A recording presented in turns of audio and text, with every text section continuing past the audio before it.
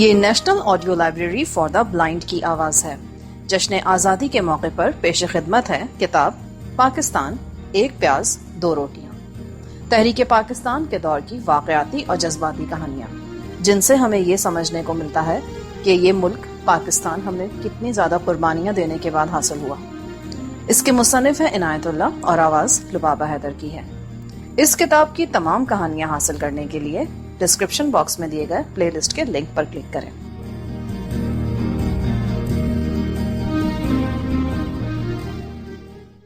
کہانی نمبر 5، بینا کا دھرم، میری بہنوں کی عصمت۔ جب سے حکایت میں مجاہد اعظم صلاح الدین ایوبی کی داستان جہاد شائع ہو رہی ہے، میں اسے پوری دلچسپی سے پڑھ رہا ہوں۔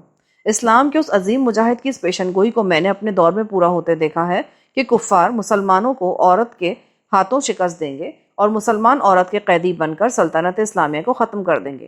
میں نے جب داستان ایمان فروشوں کے سلسلے کی پہلی کہانی پڑھی تھی، اسی وقت میرا ضمیر مجھے مجبور کرنے لگا تھا کہ میں اپنی وہ آپ بیتی آپ سب کو بتاؤں جو میں نے 1946 سے اپنے سینے میں چھپائے رکھی ہے۔ سنانے سے اس لیے ڈرتا رہا کہ یہ آپ بیتی نہیں، اقبال جرم ہے۔ آج اس لیے سنانے کی ہمت کی ہے کہ قوم عورت کے تصور میں گم ہوتی جا رہی ہے۔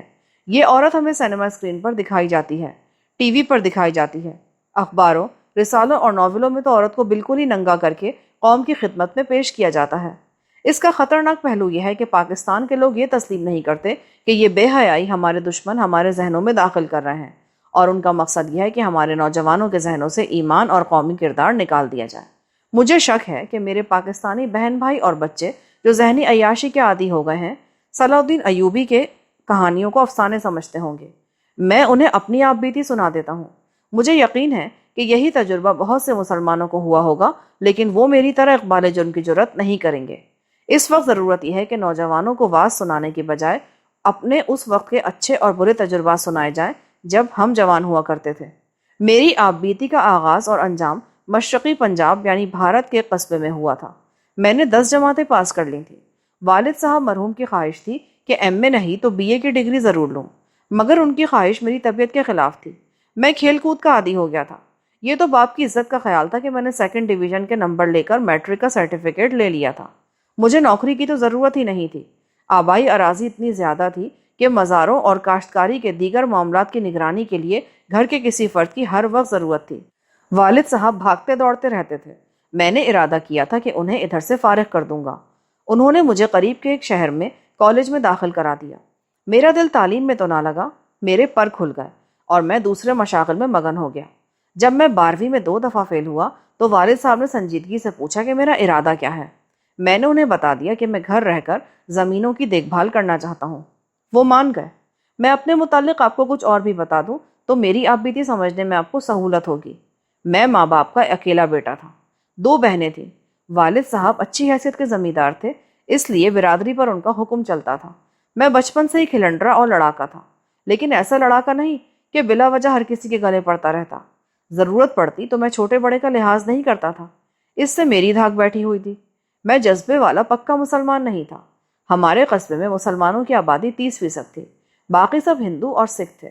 یہ لوگ مسلمانوں کو اپنے ماتحت رکھنے کی کوشش کرتے تھے۔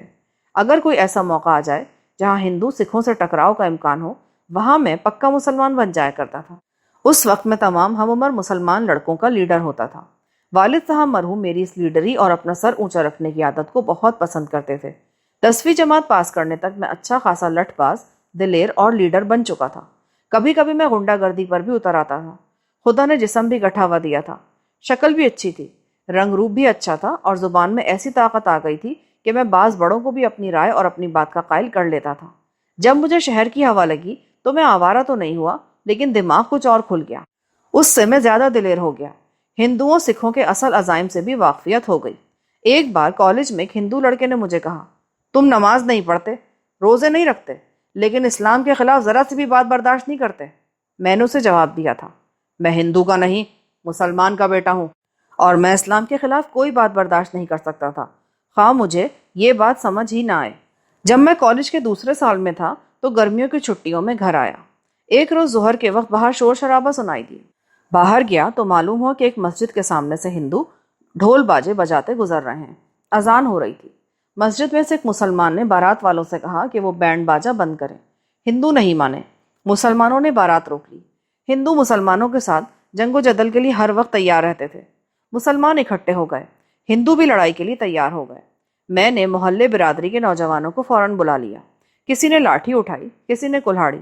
ہم موقع واردات کی طرف دوڑے، راستے میں اپنے دوستوں کو پکارتے اور ساتھ ملاتے چلے گئے۔ محلے والی مسجد تک پہنچے تو ایک طرف مسلمانوں کا اور دوسری طرف ہندوؤں اور سکھوں کا ہجوم تھا۔ دونوں طرف کے 2-4 بزرگ درمیان میں کھڑے صلح صفائی کرا رہے تھے۔ مسلمان شاید اقلیت میں ہونے کی وجہ سے ذرا دبک رہے تھے۔ میرے ساتھ 15-20 لڑکے تھے۔ میں بزرگوں کے درمیان جا رکا۔ مجھے اچھی طرح پتہ نہیں تھا کہ وہاں کیا ہو رہا ہے اور مصالحت ہوئی تھی یا نہیں۔ معلوم نہیں یہ مسلمانی کا جوش تھا یا جوانی کا۔ میں نے ہندوؤں کے ہجوم کو بہت ہی بیہودہ اور اشتعال انگیز الفاظ میں للکارا۔ میرے دوست ہتھیار بلند کر کے اور نعرے لگاتے ہوئے آگے بڑھے۔ یہ میرا جانباز دستہ تھا جو آگے بڑھا تو ہندوؤں کا ہجوم الٹے پاؤں پیچھے ہٹنے لگا۔ میں نے للکار کر کہا، 3-4 کافر کو کاٹ دو، سب کا دماغ درست ہو جائے گا۔ ہندو نوجوان مجھے جانتے تھے۔ وہ میرا اور میرے دوستوں کا مقابلہ کرنے کی بجائے اپنے قوم کے ہجوم میں گم ہو گئے۔ میری للکار پر تمام مسلمان ہندوؤں کی طرف دوڑے جنہیں میں نے سب کو بھڑکا دیا تھا۔ ہم چونکہ ہندوؤں کے درمیان پیدا ہوئے اور انہیں اچھی طرح جانتے ہیں، اس لیے وہ پاکستانی جو پاکستان میں پیدا ہوئے نہیں جانتے کہ ہندو اصل میں ہے کیا۔ ہندو تاریخی بزدل قوم ہے اور یہ قوم مسلمان کے خون کی پیاسی ہے۔ یہ پیاس بجھانے کے لیے ہندو ایک ایک کی صورت میں ایک ایک مسلمان کے سامنے نہیں آتا، بلکہ ہجوم کی صورت میں اکیلے مسلمان پر ٹوٹ پڑتا ہے۔ دودھ پیتے مسلمان بچے کو قتل کر کے اور مجبور اور بے بس مسلمان عورتوں کی بے حرمتی کر کے خوش ہوتا ہے۔ ہندوؤں کا دوسرا طریقہ وہی ہے جو شیوا مراٹھا نے افضل خان کو شہید کرنے کے لیے استعمال کیا تھا، یعنی دوستی کا جھانسا دے کر بغل گیر ہونا اور پیٹھ میں چھرا گھونپ دینا۔ صلاح الدین ایوبی کے یہ الفاظ 100% سچ ہیں کہ ہم عصمتوں کے محافظ ہیں اور صلیبی عصمتوں کے بیوپاری۔ انگریزوں کے دور حکومت میں ہندوؤں نے انگریزوں کو خوش اور مسلمانوں کے خلاف کرنے کے لیے اپنی بیٹیاں استعمال کی تھیں۔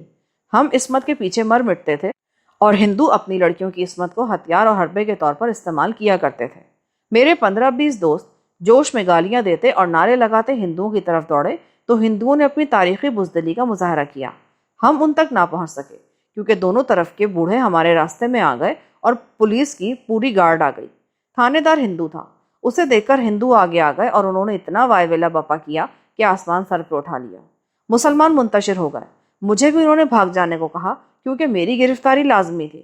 ہندوؤں کا مطالبہ بھی یہی تھا کہ مجھے گرفتار کیا جائے، لیکن تھانے دار نے کوئی کارروائی نہیں کی۔ دونوں فریقوں کو دوستی اور دھمکی سے سمجھایا۔ میں پھر بھی ہندوؤں کو للکارتا رہا۔ میرے جانبازوں کی تعداد بڑھ گئی تھی، وہ میرے ساتھ رہے۔ میں نے آخر میں کہا کہ آئندہ کسی ہندو یا سکھ کی بارات کسی مسجد کے آگے سے بینڈ باجا بجاتے نہیں گزرے گی۔ تھانے دار نے مجھے گرفتار کرنے کی دھمکی بھی دی اور کہا کہ تم ان بے سمجھ اور جوشیلے لڑکوں کے لیڈر بنے ہوئے ہو، ان سب کے جرم کی سزا صرف تمہیں ملے گی۔ دنگا فساد ہوتے ہوتے رہ گیا، لیکن اس کا مطلب یہ نہیں تھا کہ فساد کی جڑ بھی اکھڑ گئی تھی۔ میرے بزرگوں نے مجھے بتایا تھا کہ ہندو کسی اور طریقے سے جوابی حملہ کریں گے۔ مجھے یہ بھی پتہ چل گیا کہ ہندوؤں نے میرے متعلق یہ رائے قائم کر لی تھی کہ میں لٹھ باز اور لیڈر ہوں۔ اس کے بعد مجھے یہ بھی بتا دیا گیا کہ ہندوؤں کو موقع ملا تو سب سے پہلے وہ مجھے قتل کر دیں گے۔ میں محتاط اور ہوشیار ہونے کے بجائے موقع بے موقع ہندوؤں کو للکارنے لگا، اور 3-4 موقع آئے کہ میں نے ان ہندو نوجوانوں کو جو اپنے آپ کو اپنے نوجوانوں کا لیڈر سمجھتے تھے مارا پیٹا۔ ہر بار نوبت ہندو مسلم فساد تک جا پہنچی، لیکن فساد نہ ہوا۔ میری دھاک بیٹھ گئی۔ فساد کا ایک اور موقع بھی آیا۔ ہمارا قبرستان شہر کے ساتھ تھا جس کے 2 طرف ہندوؤں اور سکھوں کے محلے تھے۔ ایک روز کسی ہندو کی گائے قبرستان میں چلی گئی۔ قبرستان کے ملنگ مسلمان تھے۔ انہوں نے گائے کو اتنا مارا کہ ایک جگہ سے اس کا خون نکل آیا۔ ہندو گائے کو دیوی سمجھتے تھے اور اس کی پوجا کرتے ہیں۔ ہندوؤں نے اپنی گائے کا خون دیکھا تو سارے قصبے میں بات پھیل گئی۔ ہندو تیار ہو کر آ گئے۔ ہمیں خبر ملی تو ہم لاٹھیاں اور کلہاڑیاں وغیرہ اٹھائے قبرستان میں پہنچ گئے۔ ہندوؤں کا مطالبہ تھا کہ ہم ان ملنگوں کو ان کے حوالے کر دیں جنہوں نے گائے کو مارا ہے۔ انہیں توقع یہ تھی کہ ملنگ چونکہ چرسی بھنگی ہوتے ہیں، اس لیے مسلمان اپنی جان چھڑانے کے لیے انہیں ان کے حوالے کر دیں گے۔ مسلمان ایسے گئے گزرے نہیں تھے۔ میں اپنے جانباز دستے کے ساتھ پہنچ گیا۔ تھوڑی سی لڑائی ہوئی، لیکن مسلمان بزرگوں نے معاملہ رفع دفع کرا دیا۔ ہندوؤں کا اصل دکھ یہ پہنچ رہا تھا کہ مسلمان اقلیت میں تھے اور وہ ہندوؤں کے منہ کو آتے تھے۔ ہندو ہمیں اپنے روب میں رکھنا چاہتے تھے۔ بعض دور اندیش مسلمان خون خرابے اور آئے دن کی چپکلٹ سے بچنے کے لیے ہندوؤں اور سکھوں کے ساتھ دوستی کرنے کی کوشش کرتے رہتے تھے۔ میں جب سیکنڈ ایئر میں 2 مرتبہ فیل ہو کر گھر آ گیا تو میں نے دوستی کی کوششیں ختم کرا دی۔ ہندوؤں کے خلاف ٹکر لینے کے ساتھ ساتھ میں مسلمانوں کے خلاف بھی اٹھ کھڑا ہوتا تھا۔ عام طور پر برادری میں ہی کسی سے ٹکراؤ ہو جاتا تھا۔ ہماری زمینیں اکٹھی تھیں، علاقہ نہری تھا، کبھی پانی لگانے کی باری پر جھگڑا ہو جاتا اور کبھی کھیتوں کی مینڈھوں کا کوئی تنازع ہو جاتا۔ میرے والد صاحب اکیلے تھے، اس لیے صلاح صفائی کر لیا کرتے تھے۔ میں جوان ہو گیا تو صلاح صفائی ختم اور لٹ بازی شروع کر دی۔ ایسے موقع پر میرے 3 چچا زاد بھائی میرا ساتھ دیا کرتے تھے۔ یہی چچا زاد تھے جو اس سے پہلے میرے والد صاحب کی حمایت میں کبھی نہیں اٹھے، بلکہ کبھی کبھی مخالفت بھی کرتے تھے۔ میں نے ان پر ایسا اثر ڈالا کہ وہ میرے مرید بن گئے۔ اس کے بعد میں مشہور ہو گیا۔ 1946 کا سال آ گیا۔ پاکستان کا نعرہ ملک کے ہر گوشے سے سنائی دے رہا تھا۔ یہ سال، جیسا کہ آپ نے بعد میں دیکھا، ہماری آزادی کی جنگ کا فیصلہ کن سال تھا۔ جو مسلمان اپنے اکثریتی صوبوں میں تھے انہیں اتنی زیادہ پریشانیوں کا سامنا نہیں تھا جتنا ان مسلمانوں کو تھا جو ہندوؤں کے اکثریتی صوبوں اور شہروں وغیرہ میں آباد تھے۔ وہ آزادی کے جہاد میں پوری طرح شریک تھے، لیکن ہندو اور سکھ انہیں سر اٹھانے نہیں دیتے تھے۔ انگریزوں کا عتاب الگ تھا، اس کے باوجود مسلمانوں نے قلیل تعداد اور بے شمار مشکلات میں ہی ایسا محاذ بنایا کہ ہندو انہیں دبانے کا کوئی اور طریقہ سوچنے لگے۔ انہوں نے محسوس کر لیا کہ پاکستان بن کر ہی رہے گا، اور انہوں نے یہ تو دیکھ ہی لیا تھا کہ مسلمان لڑنے والی قوم ہے، لہٰذا مسلمانوں کو شکست دینے کے لیے ہندوؤں نے لڑائی کی تیاریاں شروع کر دیں۔ میرا خیال ہے وہ خانہ جنگی کرانا چاہتے تھے۔ ہم نے دیکھا ہندو نوجوان ایک روز اچانک اکھاڑے کھودنے لگے۔ بعض کو ہم نے کبڈی کھیلتے دیکھا اور پتہ چلا ایک احاطے میں وہ لٹھ بازی اور گکتا سیکھ رہے ہیں۔ گکتا ڈنڈوں سے کھیلا جاتا ہے جو دراصل تیغ زنی کی تربیت اور مشق ہوتی ہے۔ مجھے ان کی جنگی تیاریوں کے کچھ اور طریقے بھی معلوم ہوئے، جن میں ایک یہ تھا کہ ہر ایک ہندو لڑکا بہت سویرے اٹھتا اور باہر جا کر دوڑ لگاتا تھا۔ میں نے مسلمان لڑکوں سے کہا کہ وہ بھی ورزش شروع کر دیں اور گکتے کی مشق بھی شروع کر دیں۔ مسلمانوں میں چند ایک فوجی بھی تھے جو جنگ عظیم ختم ہو جانے کے بعد فوج سے سبکدوش ہو کر واپس آ گئے تھے۔ انہوں نے ہمیں ٹریننگ دینی شروع کر دی۔ اس میں ہتھیاروں کے بغیر لڑائی کی ٹریننگ بھی شامل تھی، یعنی دشمن کے پاس خنجر یا تلوار ہو اور آپ خالی ہاتھوں تو مقابلہ کس طرح کیا جا سکتا ہے۔ یہ طریقہ ہمارے لیے بالکل نیا اور دلچسپ تھا اور کامیاب بھی۔ مسلمانوں کو تلوار رکھنے کی اجازت نہیں تھی۔ سکھوں کے پاس تلواریں تھی جنہیں کرپانیں کہتے تھے۔ اسے وہ اپنا مذہبی نشان کہتے تھے، اس لیے ہر سکھ کو کرپان اپنے پاس رکھنے کی اجازت تھی۔ ہم کلہاڑیوں اور لاٹھیوں سے لڑ سکتے تھے، اس لیے انہی ہتھیاروں کی ٹریننگ شروع کر دی۔ یہ زیادہ ضروری تھا کہ مسلمان نوجوان جسمانی لحاظ سے تندرست اور توانا ہو جائیں۔ انہیں کہا گیا کہ وہ ہندوؤں کی طرح صبح سویرے اٹھ کر باہر دوڑ لگایا کریں۔ اس طرح ہم نے بھی خانہ جنگی کی تیاریاں شروع کر دی۔ میں نے ایک غلطی کی جس کا مجھے احساس بہت بعد میں ہوا۔ میں آپ کو بتا چکا ہوں کہ میں دانش مند نہیں تھا اور میں صرف لٹھ باز قسم کا لیڈر تھا۔ میری جان پہچان بلکہ اٹھنا بیٹھنا ہندو اور سکھ جوانوں کے ساتھ بھی تھا۔ میں نے ان پر خوف پیدا کرنے کے لیے انہیں اس قسم کی جھوٹی باتیں بتانی شروع کر دی کہ ہم بندوق اور پستول اکٹھے کر رہے ہیں اور ضرورت کے وقت گرینیڈ بھی آ جائیں گے۔ میں انہیں یہ بھی بتاتا تھا کہ میں سب کا لیڈر ہوں اور یہاں کسی ہندو کو سلامت نہیں رہنے دوں گا۔ یہ تو سب کو معلوم ہو چکا تھا کہ لڑائی کٹائی کا لیڈر میں ہی ہوں۔ میں اس وقت محسوس نہ کر سکا کہ میں اپنی تیاریوں کے متعلق ہندوؤں کو جو جھوٹی باتیں بتا رہا ہوں وہ انہیں سچ سمجھ کر اپنے ہاں یہی ہتھیار چوری چھپے اکٹھے کر رہے ہیں۔ میں سینہ تانے پھرتا اور مسلمان نوجوانوں اور جوانوں کو حکم اور ہدایتیں دیتا رہتا۔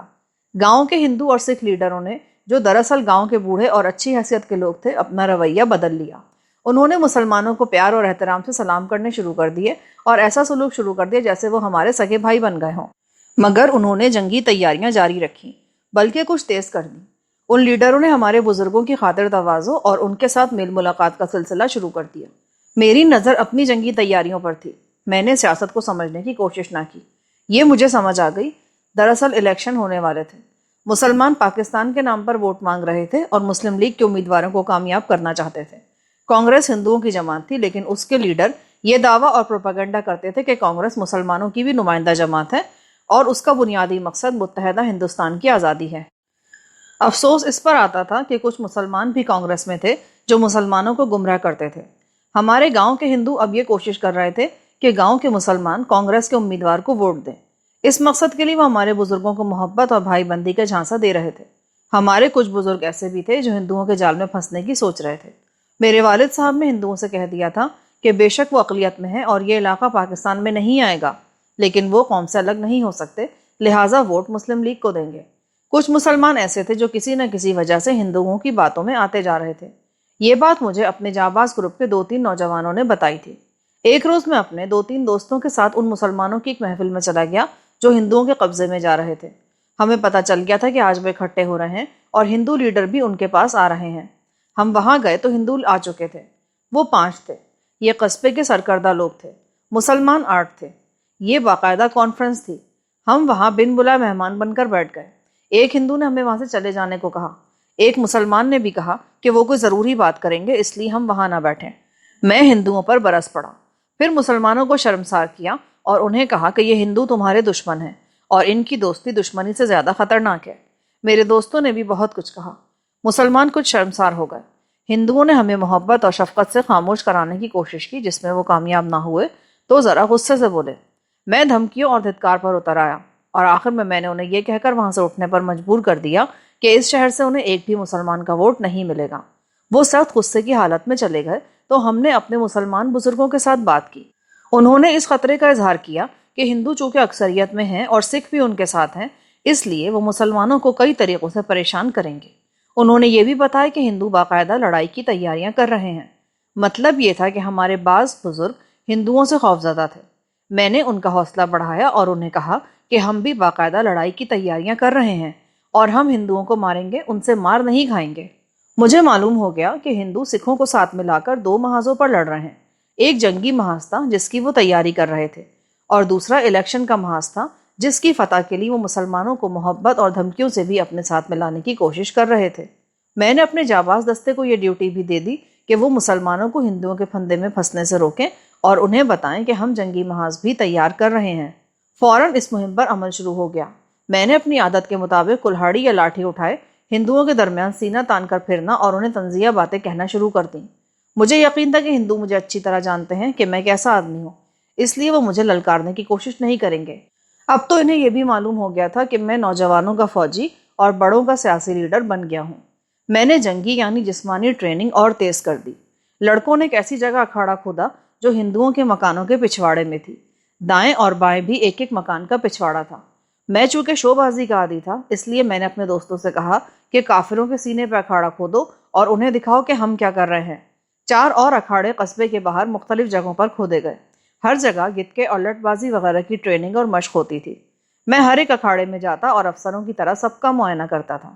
ایک روز میں اس اکھاڑے میں گیا جو ہندوؤں کے پچھواڑے کھودا گیا تھا۔ وہاں لڑکے ابھی کم آتے تھے۔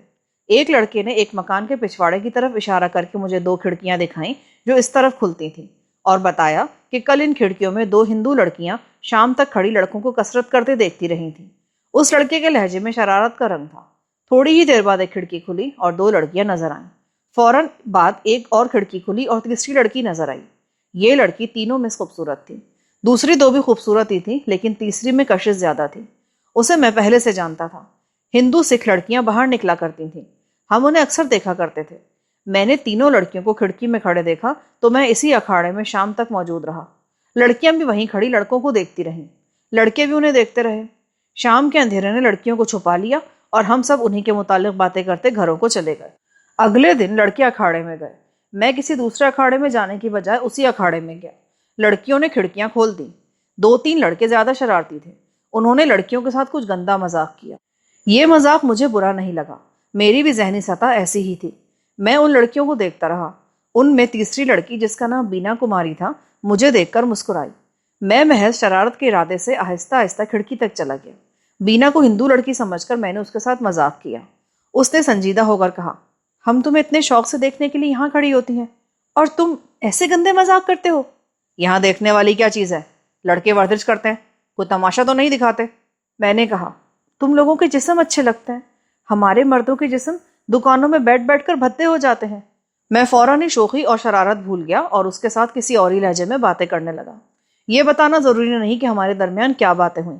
وہاں سے ہٹ کر جب میں اپنے اکھاڑے میں واپس آیا تو میرے دوستوں نے میرے ساتھ مذاق کیے، لیکن میں بہت سنجیدہ تھا۔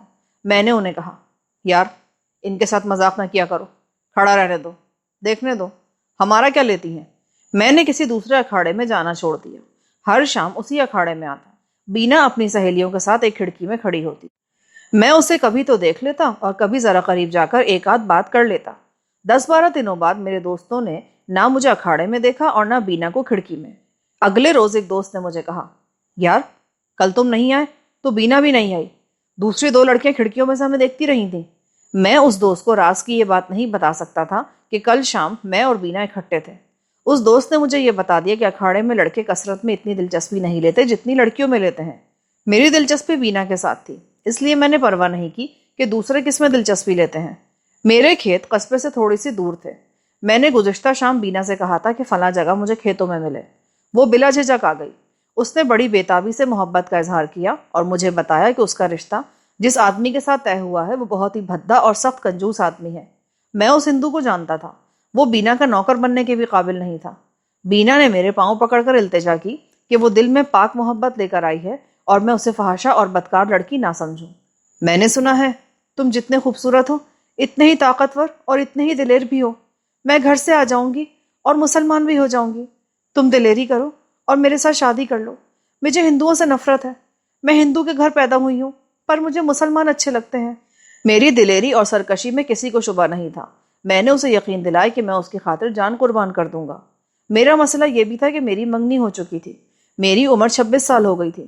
شادی کسی وجہ سے رکی ہوئی تھی۔ یہ لڑکی چونکہ برادری کی تھی اس لیے مجھے قبول کرنی تھی، ورنہ میری پسند کی نہیں تھی۔ بینا سامنے آئی تو مجھے اپنی منگیتر اور زیادہ بری لگنے لگی۔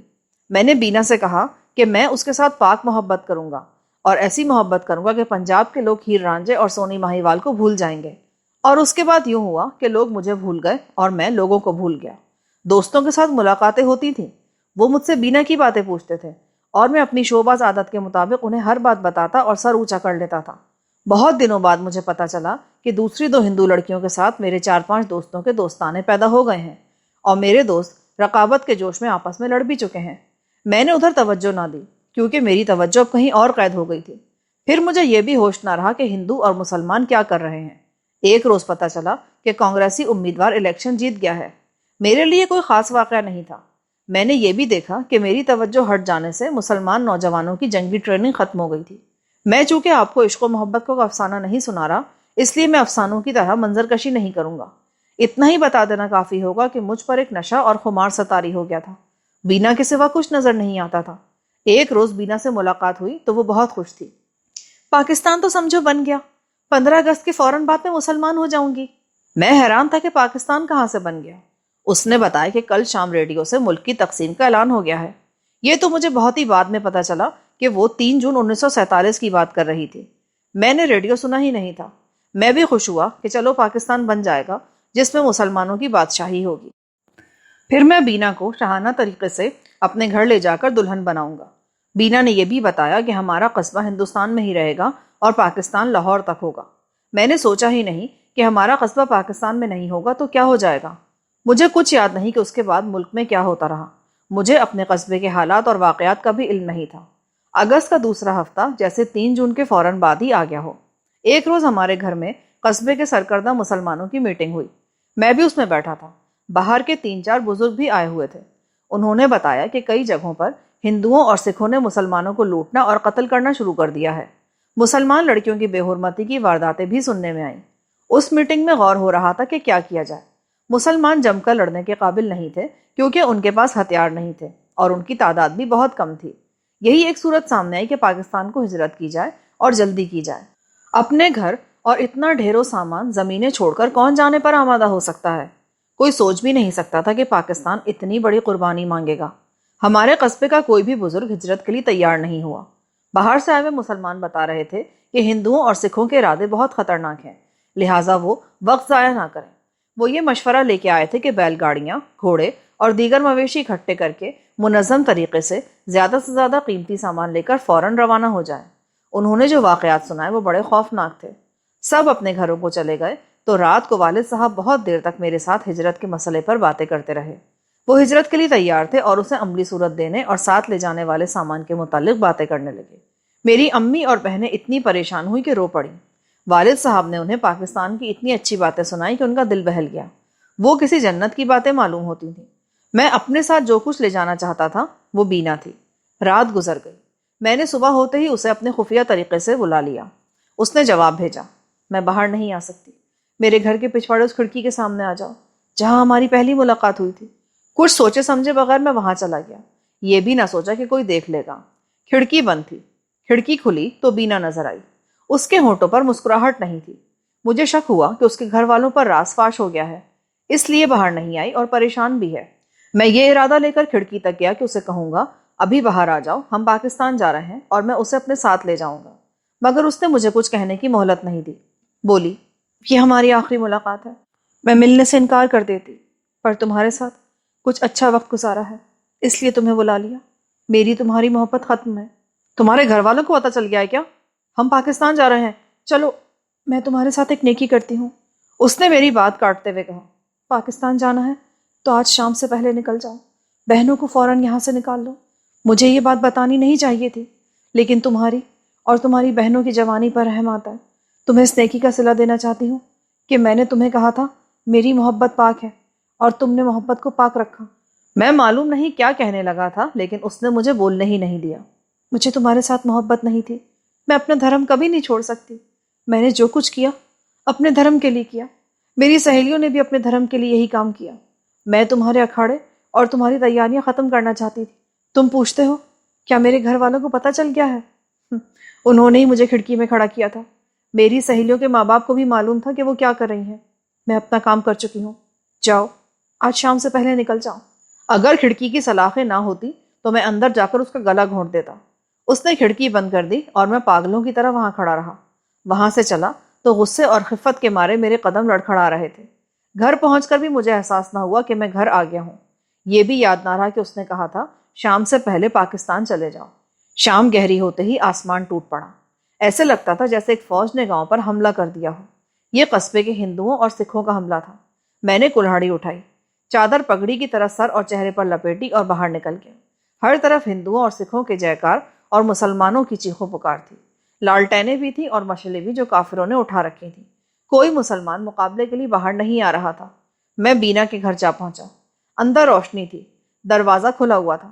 یہ ہندوؤں کا گھر تھا، انہیں کوئی خطرہ نہیں تھا. صحن میں اس کا باپ دروازے کی طرف آ رہا تھا.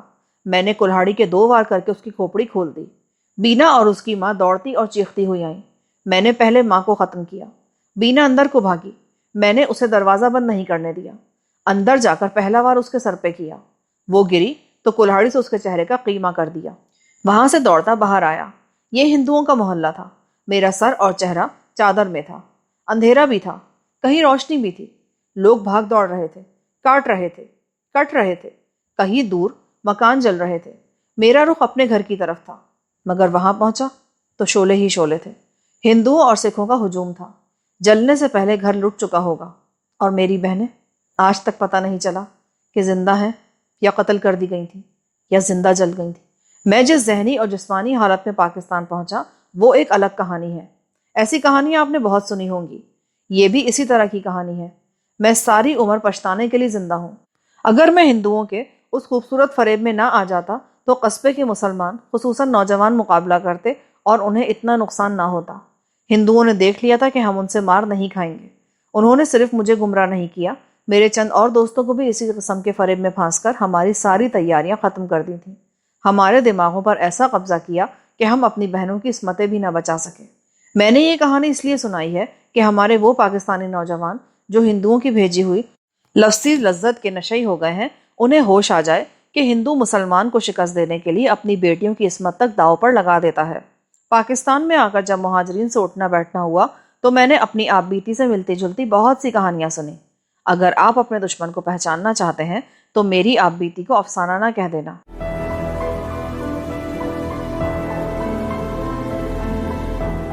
اگر آپ نے ہمارا چینل سبسکرائب نہیں کیا تو ابھی سبسکرائب کریں اور ساتھ ہی بیل آئیکن پر کلک کریں تاکہ ہماری نئی آنے والی بکس کی اپڈیٹس آپ کو ملتی رہیں.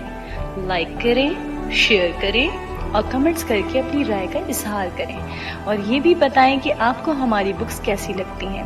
مزید معلومات اور ڈسکشن کے لیے ڈسکرپشن میں دیے گئے لنک پر کلک کر کے ہمارا واٹس ایپ گروپ جوائن کریں. شکریہ.